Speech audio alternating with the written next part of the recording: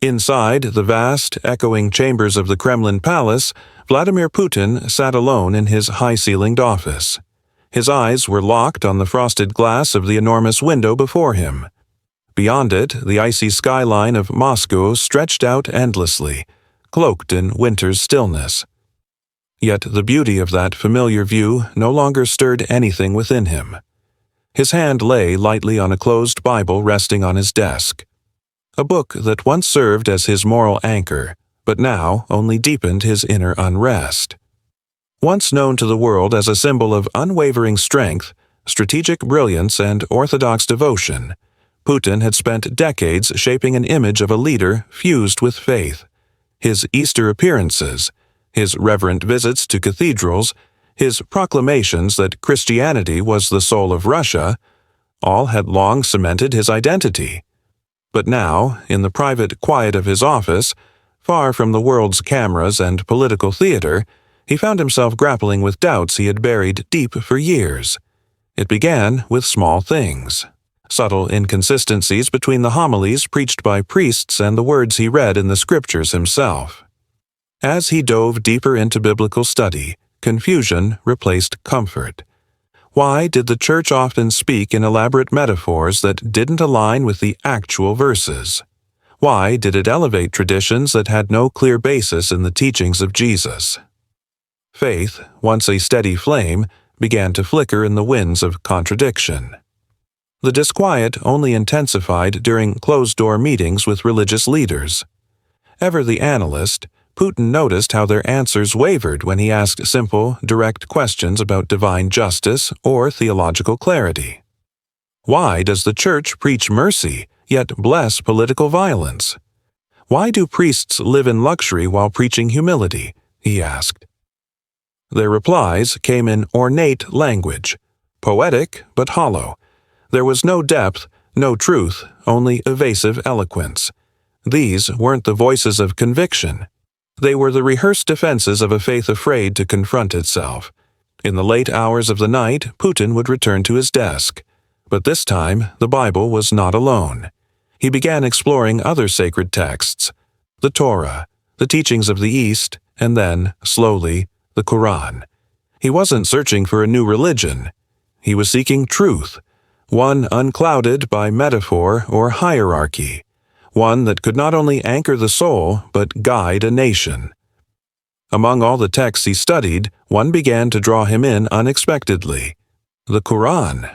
He approached it cautiously, reading slowly, skeptical yet curious. But with every verse, a rare clarity began to emerge. The Quran's unwavering focus on monotheism, justice, charity, humility, and moral honesty spoke directly to his unrest. There were no saints to worship, no mystical intermediaries, just the oneness of God and a lifestyle grounded in truth. Compelled but cautious, he began inviting Islamic scholars to the Kremlin. Quietly, discreetly. Under the pretense of cultural dialogue, clerics from Russia and abroad were brought in under tight security. In those meetings, he shed the mantle of president. He listened, not as a head of state, but as a seeker. And this time, when he asked questions, he was met with thoughtful answers, reasoned arguments, and scriptural backing. These were not vague sermons. They were grounded, logical, and sincere. One encounter shook him to the core. A Chechen imam said to him, "Power means nothing if your heart is restless. True peace does not come from the world fearing you. It comes from you fearing and respecting the one who created you." That night, Putin could not sleep. The words echoed relentlessly. The one who created you. What if all this time, his power, his pride, even his vision for Russia, what if it had all been a veil over the deeper purpose of his existence? Days later, in solitude, he began fasting, not as a Muslim, not as a declaration, but as an inner test. He wanted to feel the pull away from material comfort, to turn inward, to experience what discipline over desire felt like. And in that hunger, that restraint, he found a stillness, a serenity luxury and control had never given him. Still, the stakes were massive. He was not just any man. He was the president of Russia, a nation whose orthodox identity was woven into its political fabric. A single misstep could cause political rupture, rebellion, or worse. Whatever path he chose, it had to begin in absolute silence. But silence is not a home. It is a waiting room. One winter afternoon, Putin stood in the Kremlin's Hall of Faith, facing the colossal statue of Jesus Christ, a figure entwined with state religion, a fusion of church and power. Yet, as he stared at the carved face, he felt nothing. No awe, no comfort, only a weight, not judgment from the statue, but from within. Was this image truly an emblem of belief, or had it become a monument to a religion that had ceased to reflect truth?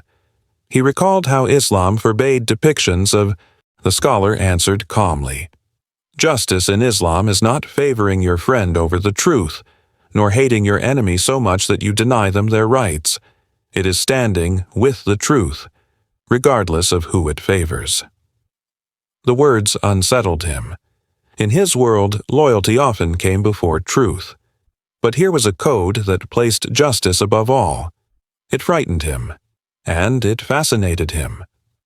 Over the following months, the transformation took hold. He quietly altered policies. Anonymous donations were made to orphanages. Laws protecting workers' rights began to pass. Food was delivered to struggling families in distant provinces. Yet something symbolic had to happen, something visible to the world. He turned again to the statue in the Hall of Faith. That marble monument had loomed over Russian ceremonies for decades. Every president had stood beneath it. But to Putin, it now felt hollow. It no longer symbolized belief, but performance. A theater of power dressed as piety. Late one evening, he stood again before it, alone, cold, still. "You were never the problem," he whispered to the statue. "The problem was the empire built around you." And in his mind, the decision was final. The statue would be removed, not out of spite, but out of truth. No religion, he believed, should be used to control the masses. Not Christianity, not Islam. The people deserved truth, not theater. But the world was beginning to notice. Western intelligence agencies had flagged his behavioral changes. No more church appearances, new warmth with Muslim nations, no wine at formal dinners. Whispers turned to murmurs. "Has Putin converted?" a NATO official asked. "No confirmation," came the reply, "but something's happening." In Russia, Orthodox leaders noticed, too, his absence from religious events, the disappearance of public prayers before military actions. Something was shifting. Sensing the gathering storm, Putin summoned Orthodox clergy to private discussions, not to confess, but to test. He asked the questions that had haunted him for years. Why does the Church speak of peace, yet baptize war? Why do your institutions profit while preaching sacrifice? Why has Jesus, the servant of God, become equal to God himself? They fumbled, they avoided, they defended tradition, they couldn't answer. He sat silently, but his mind was ablaze. These weren't men of spirit, they were caretakers of illusion. He began drafting a new vision. First, a national institution rooted in Islamic ethics, not dogma. A research center, not a mosque, for interfaith dialogue and study. Second, a gradual shift in rhetoric. He would quote Islamic virtues, justice, mercy, equality, without naming the source. Third, he would prepare for the world's reckoning. It would be sudden. It would be seismic. He summoned his most trusted advisors. They entered, unsure of what awaited. Putin met each of their eyes and said, "The future of Russia lies not in nostalgia, but in truth, even when that truth makes the worm." But the international pressure mounted. NATO briefings began including religious analyses. U.S. and UK intelligence monitored new Kremlin trade ties with Indonesia, Pakistan, Iran, Algeria. Analysts dubbed it a religious pivot, Others called it a geopolitical shockwave. In a private press session, one journalist finally asked, "Mr. President, are the rumors about your conversion true?" Putin smiled calmly. "I believe in truth. Wherever I find it, I stand with it. That is all I will say. No confirmation, no denial, only truth." Yet behind the scenes, momentum surged. Putin authorized the creation of a new Islamic cultural and academic center in central Moscow, just steps from the Kremlin. A research institute, a public mosque, educational halls. Officially labeled a cultural bridge, but the message was clear. A new ideological foundation was being laid. Then the most symbolic event unfolded. Early one morning, Kremlin staff arrived to find the Hall of Faith, home to a grand statue of Jesus, sealed with black velvet curtains. Armed guards stood watch. No cameras, no announcements, just quiet precision. By nightfall, the statue was gone. In its place, carved into the wall in solemn Arabic calligraphy, were the words, "There is no power except from God, and to Him we shall return." It bore no signature, no label, but those who saw it understood. The change had begun. Select high-ranking officials were summoned that evening. No reporters, no statements, just a closed-door meeting. Putin stood before them. "My friends," he began, "I am still your president. I still love Russia. I still cherish our history. But history evolves. We cannot cling to tradition if it blinds us from the truth. I have found peace, and I want you to find it too. We will not force change, but we will welcome it. Russia must become a nation of justice, and justice begins with truth, even when it's uncomfortable." The room was silent. Some lowered their heads. Others sat frozen, unsure whether to fear or admire the man before them. That night, in Muslim homes across Russia, tears flowed, not from grief, but vindication. A man who ruled the largest nation on earth had acknowledged their faith, not as a tolerated minority, but as a guiding light for the future. The silence of centuries had been shattered, not by war, not by politics, but by the whispered recitation of a verse in millions of hearts. Indeed, in the remembrance of God do hearts find rest. By the following day, Kremlin insiders whispered in panic. The media remained unaware, but the message was unmistakable. A new chapter had begun. Internal reports confirmed the worst fears and secret hopes. Senior Orthodox leaders were rattled. Some governors called emergency meetings to reaffirm loyalty to traditional Russian values. But silence from the Kremlin was louder than their cries. Putin didn't justify. He didn't argue. He simply moved forward. That same morning, he walked into his office calmly and signed an executive order.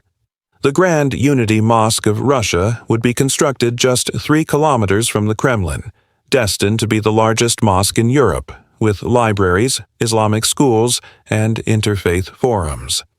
His advisors raised eyebrows. Putin responded simply, "Russia is home to over 25 million Muslims. It's time we stop treating them as outsiders." Permits were approved. Construction began.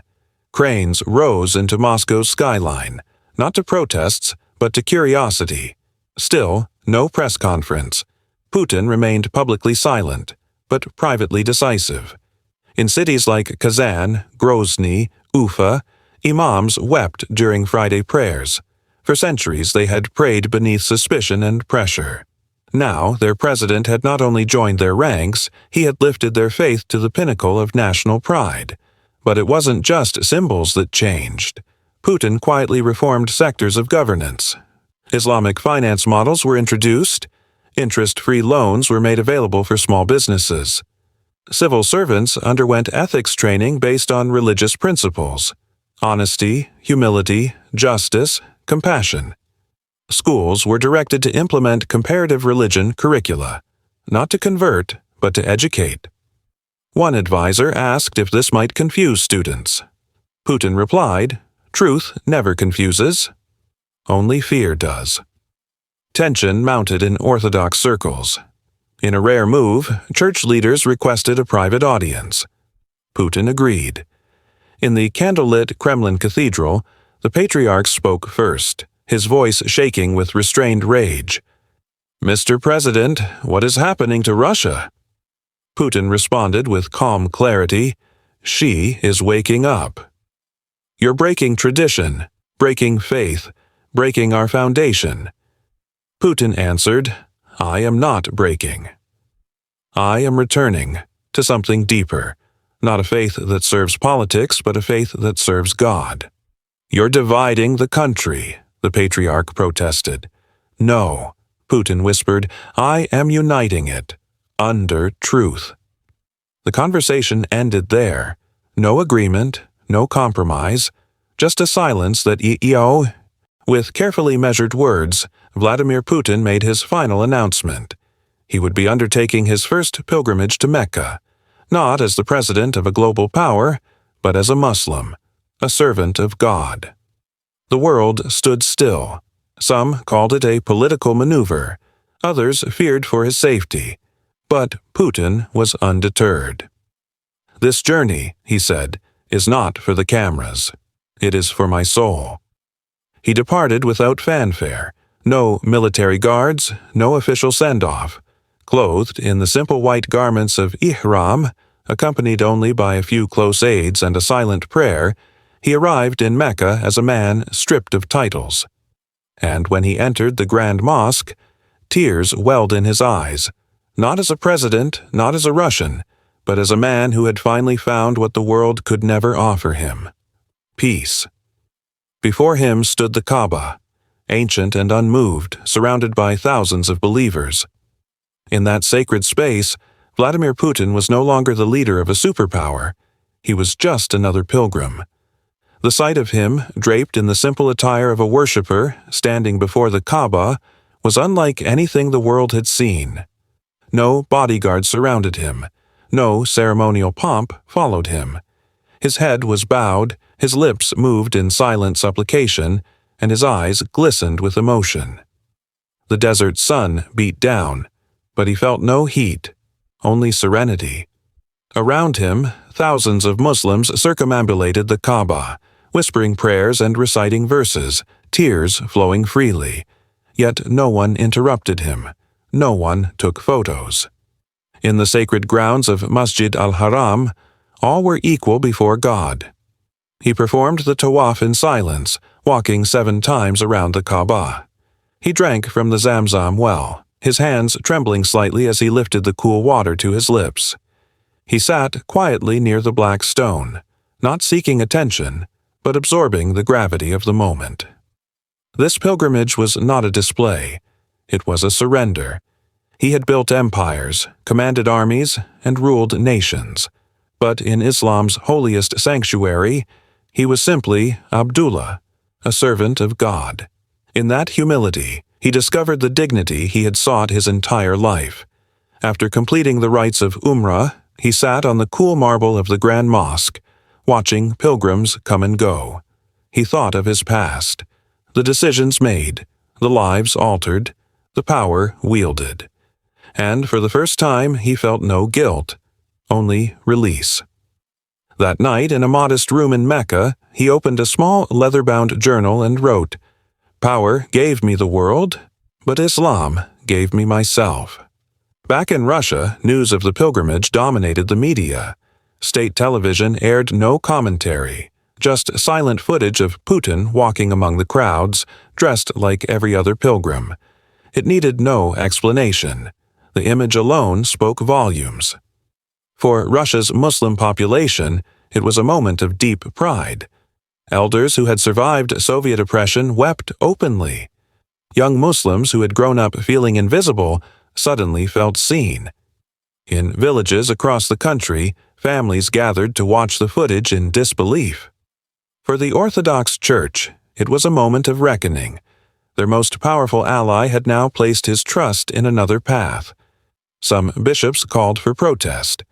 Others remained silent, watching the tide shift. In the West, world leaders were stunned. Intelligence agencies scrambled to assess the implications. Analysts debated endlessly. Was this a spiritual rebirth or a geopolitical realignment? Was Russia transforming into an Islamic state? But the truth was simpler. Putin had not converted for leverage. He had converted for conviction. When he returned to Russia, there were no press conferences, no triumphant fanfare. He landed at a small airport outside Moscow, stepped off the plane, and bowed his head to the earth. "Alhamdulillah," he whispered, "all praise is due to God." But the world demanded clarity. So, for the first time since his return, he sat for an exclusive global interview.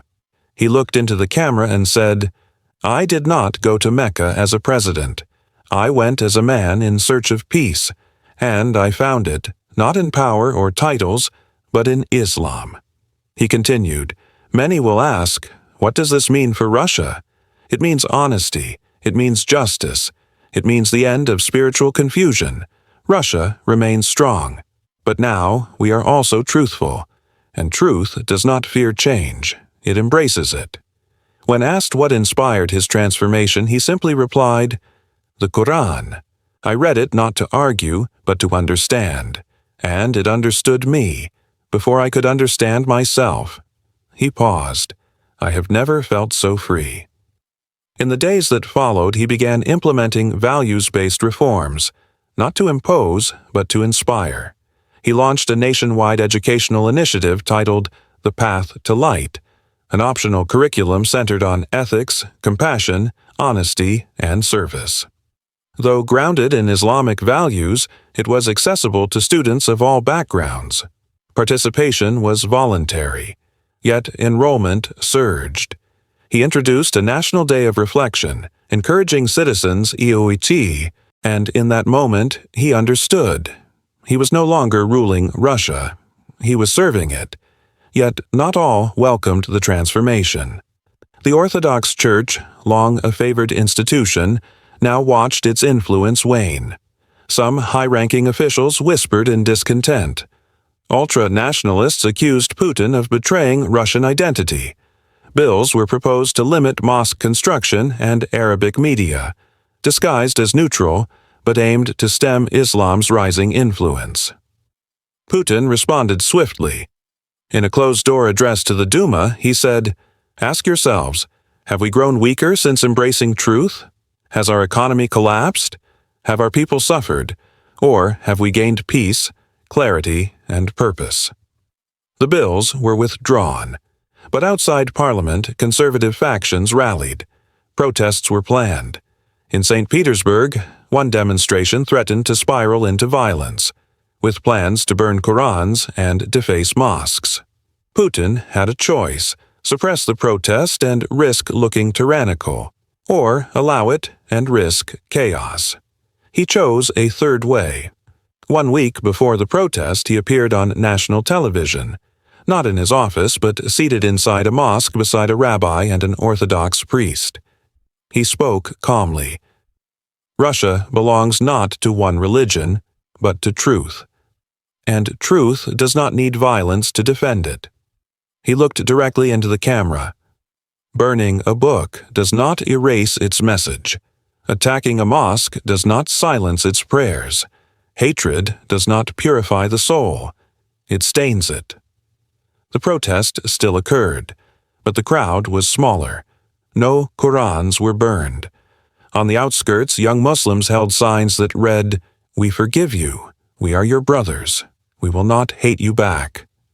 That day, something deeper shifted, not just politically, but spiritually.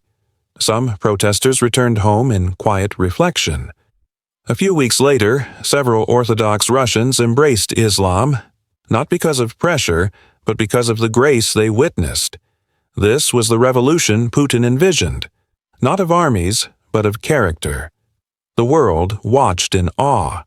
Western powers reevaluated their stance. Sanctions were reconsidered. Europe hesitated. Was Russia still an adversary or a cultural partner? But the Muslim world welcomed Russia without hesitation. Leaders across Turkey, Iran, Malaysia, and Qatar began calling Russia a spiritual partner. At a summit in Istanbul, President Erdogan introduced Putin as our brother in faith. The hall erupted in applause. Back in Russia, the transformation rippled everywhere. Rural mosques offered free Quran classes, even for curious non-Muslims. Islamic charities flourished. Corruption in public offices dropped. Workplace culture improved. More honesty, more humility. A young man in Dagestan posted a viral video. I used to think my prayers didn't matter, but now I see the president in sujud. I know God hears us. Even film and television began shifting. Shows reflected values of faith and family. A popular series followed a former gangster who finds Islam and opens a youth center. Yet Putin never pretended to be perfect. In one interview he said, "I have made many mistakes, but Islam teaches me that repentance is real, that what matters is not who you were, but who you strive to become." And strive he did. Month by month. Quietly, steadily. A servant now, not just of Russia, but of truth. Every citizen was now granted the right to seek, practice, and live by the truth they discovered, free from persecution. When the constitutional amendment passed, the nation held its breath. Yet the protests were minimal. As the ink dried on that historic document, Vladimir Putin lifted his eyes toward the Russian flag waving above the Duma and softly whispered, "Now, we are truly free." As the winter sun rose over Moscow, its golden light bathed the city's skyline. The white domes of grand mosques and the spires of ancient Orthodox cathedrals glowed alike. For the first time in centuries, the Adhan, the Muslim call to prayer, and the ringing of church bells shared the morning air in harmony. There was no competition, no conflict, only coexistence. The capital city, once defined by fear and political gamesmanship, had transformed into something entirely unexpected, a symbol of truth-born transformation. Inside the Kremlin, President Vladimir Putin sat alone, not in a grand chamber, but in a small, modest prayer room. Once an office for foreign dignitaries, it now held shelves lined with Quranic commentaries, legal philosophy, and interfaith dialogue. A Persian rug adorned the floor. The walls were bare, no portraits, no flags. Only silence, broken by the quiet ticking of a clock. He rose for prayer. As he recited the final taslim, his heart felt lighter than it ever had, as if decades of burden were melting away. He was no longer Vladimir the statesman, nor Putin the president. In that moment, he was only a believer, grateful, humbled, and fully surrendered to God. His journey had been far from simple, from disbelief to confusion, from confrontation to inner peace. Crime rates fell, repeat offenses declined, a cultural renaissance bloomed. Muslim poets, artists, calligraphers, and filmmakers found their voice. National museums began showcasing exhibitions on Islamic civilization, celebrating beauty, depth, and heritage. A new music movement emerged, Rahani, meaning spiritual. It fused traditional Russian sounds with Quranic themes, echoing through subways, concert halls, and even state events. But the greatest shift of all occurred in human behavior. Charity organizations flourished beyond government support. Neighbors began caring for one another. Elderly citizens received food packages from anonymous donors. Hospitals reported a surge in volunteer caregivers. The Russia of the past, hardened, suspicious, politically cold, was giving way to a nation of warmth, integrity, and shared humility. At the heart of it stood Putin, but no longer ruling by power. He now ruled by example. He adopted a simpler life. He moved from the presidential estate to a modest residence. He refused luxury cars, choosing to walk to Jummah, Friday prayers at a local mosque. He declined lavish banquets and ordered surplus government food to be sent to shelters. International journalists, once wary of him, now sought interviews, not to question policy, but to understand his faith. During one segment, a British reporter, visibly moved, asked, "You were once feared by the world. Now millions look to you for spiritual clarity. Are you still the same man?" Putin replied softly, "I am the same body, but not the same soul." At a community gathering, a young boy shyly approached him, holding a small wooden box. Inside was a hand-drawn image of a mosque with the Russian flag waving behind it. "I drew this," the boy said, "because now I feel safe being Muslim." Putin knelt, took the boy's hand, and replied, "You are the future of Russia, and this future will be built on truth, not fear." That evening, the Kremlin aired a national address unlike any in its history. Putin, now 74, stood before the camera wearing no medals or regalia, just a plain suit and a Quran in his hand. "My beloved Russia," he began, "my journey is nearing its end, not with sorrow, but with joy. I have seen my country awaken. I have seen truth replace fear. And now I entrust you, my people, to carry the light forward." He paused, then added, "I will not seek re-election. I return now to a life of service. I will teach, I will learn, I will pray, and I will watch as the seeds we planted grow into trees of peace." The nation fell silent, and then erupted, not in protest, but in prayer. Mosques held all-night vigils. Churches opened their doors to interfaith worship. People embraced in the streets, some crying, others singing. Many simply sat beneath the stars, reflecting on what it meant to live in a country reborn in truth. A week later, Putin officially handed power to a democratically elected successor, Asad Kirov, a young statesman born to a Muslim Tatar father and a Russian Orthodox mother. Fluent in Arabic, grounded in law, and deeply respectful of all faiths, Kirov embodied the new Russia. On his first day in office, standing at the Kremlin steps, he said, "I will not try to be Vladimir Putin, but I will strive to honor his legacy, the legacy of truth." Now simply known as Brother Vladimir, the former president returned to teaching at a small Islamic university in Kazan. He lived in a modest home, wrote reflections on faith, and mentored young leaders. He declined statues and refused awards.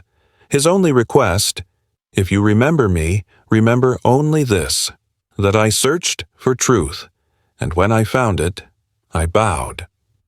The final scene of his public life was not in a mosque, not on a podium, but on a quiet winter morning. Brother Vladimir walked slowly through a snow-covered park in Kazan, watching children play. Their laughter echoed in the air. A group of teenagers spotted him and ran over. "Brother Vladimir," one asked eagerly, "can you teach us a surah?" He smiled, sat on a bench, and began to recite, "By time, surely mankind is in loss, except those who believe, do righteous deeds, and advise one another to truth and to patience." Surah Al-Asr. The children listened quietly as snowflakes drifted from the sky, and across the land, Russia once more stepped into a new dawn. A dawn of peace. A dawn of faith. Let me know if you'd like a version formatted for screenplay, audio narration, or print.